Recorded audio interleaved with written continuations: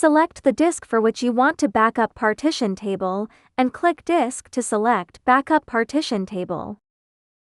Set a name for the backup file and select a location to save it.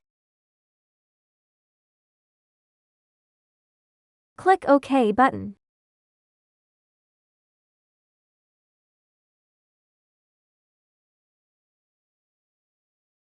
Select the disk that needs restoring partition table and click Disk to choose Restore Partition Table.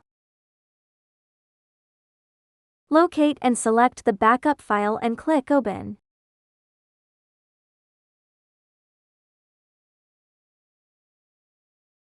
Click Yes to give confirmation and DiskGenius restores partition table from backup.